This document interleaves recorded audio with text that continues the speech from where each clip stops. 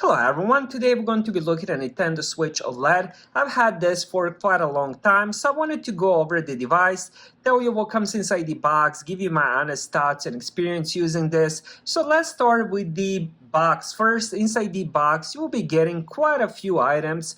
First thing first, you will be getting Nintendo Switch. This is a 7-inch OLED display, and you will be getting two Joy-Cons. Now, when it comes to those Joy-Cons, you've probably seen different boxes, different Joy-Cons. That would be the only difference between different bundles. I decided to go with the all white. I think it looks really, really nice. If you want to go black and red or blue and red, just go for it, whatever you choose. It's really a personal choice. Now, we also will be getting a power cable, power adapter, also HDMI cable. Of course, you will be getting the dock so you can end up connecting it to the TV or the monitor. Then you will also be getting two Joy-Con straps to connect to this little Joy-Cons. If you do want to end up playing some different arcades, like for example Nintendo Switch Sports, where you and your friend can each have one, and these straps kind of go around your hand so you don't end up losing the Joy-Cons. And you will also be getting the Joy-Con grips. I'll show you how to use these. I'm going to end up playing a game a little bit later and show you how different ways to end up playing that game. So let's look at the Nintendo Switch next. Here I do have it on my table. Cool thing about it is there's this little stand that you just kind of like pull out, and I think it's a really nice touch, especially if you just want to use the screen to play it. Now it's a little bit harder to open, you gotta push your nail inside, but once it opens there's kind of a few different positions, so it can be laid back a little bit more straight and stuff like that. But also another thing I wanted to show you here, there's also SD card expansion right here, so that's where you put that little storage card. Now let's check the rest of it. Alright, so on the bottom we have USB-C for charging. Now the cable adapter comes inside the box, but you can end up using any USB-C charger. Last time I ended up charging it, I ended up using my iPad Air charger, so it really doesn't matter. Some chargers are faster, some are slower. So now let's look at the top. There's a couple different things on top. There's a power lock button. So to turn off, you do have to hold it for a longer time. If you just press M1, it will end up in the sleep mode. So let me show you that. So now it's in a sleep mode, standby mode. And now to turn it on, all you have to do is just press this power thing and then end up pressing 3 different times the same button. And that's it. So we have that. Then we also have the volume controls. And then here we have the headphones headset plug-in 3.5 millimeter, and here is where the game goes. So you have to again put your nail inside and just kind of pops open, and I guess I can show you that. And it just kind of pops open and the game is inside. So to take out of the game, you just kind of push it in, kind of pops out. And now if you want to put it back in, same thing, make sure the picture is facing you. And you just kind of push it in and kind of clicks into place, and it will open up immediately there. And then you just kind of pop this in. And here is the back of it, big Nintendo Switch logo. Nothing really much going on other than the things I showed you. There's a little button here to remove the Joy-Cons.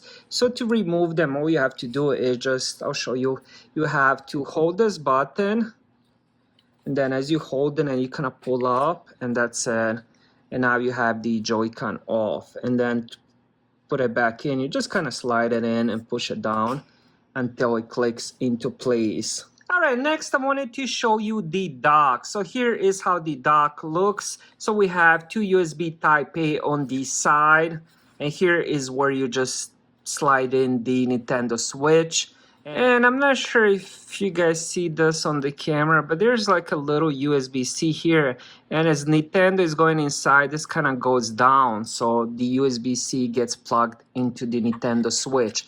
But there's some cool stuff on the back. And let me see if I can show you that. Oops. All right, so here on the back, we do have that AC adapter, HDMI out, and the LAN internet connection if you do want to end up using it wired. HDMI cable does come inside the box. Now let's go back to the Nintendo Switch. Let's talk about the screen first. 7-inch screen OLED display. I did have the previous version of the regular Nintendo Switch, and the display is definitely better and brighter. The colors definitely pop more. So another thing that I love about Nintendo Switch, it's not just for gaming, so you can actually end up getting different apps, like for example YouTube.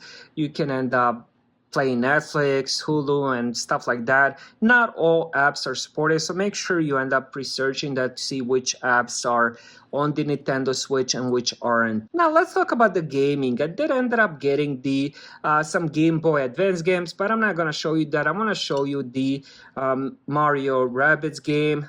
Alright, so here we go with the game. So you can end up playing it in the portable mode. You can also end up connected to the TV, but I like to sometimes just use the kickstand, end up removing the Joy-Cons from both of these. And I just like to leave this the kickstand on the table, and then what I like to do is just use the grips. You know, at first I wasn't a big fan, but ever since I started using it like this, for some reason I really do enjoy it.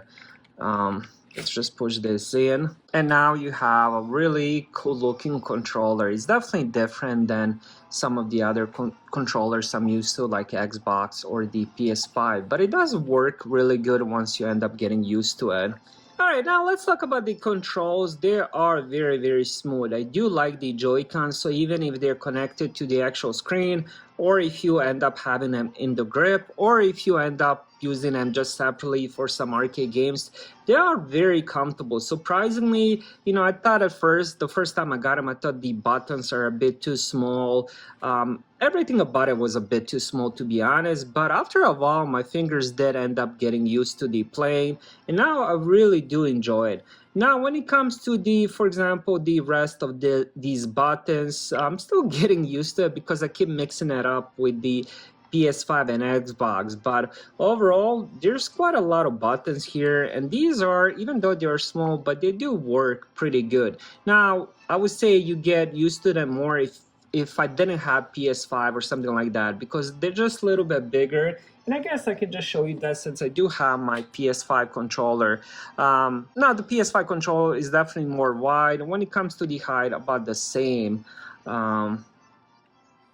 But the big difference is the actual buttons and triggers. The buttons on the PS5 and the Xbox are much bigger, as you guys can see here. I'm not sure how to put it so you guys can see it, but also the triggers as well, quite a lot bigger. So it does take time getting used to the Joy-Cons. Now for me, situation is different because I do end up playing PlayStation a lot as well. But if you don't play PlayStation, if this is your own console, it's really easy to get used to all the controls and everything.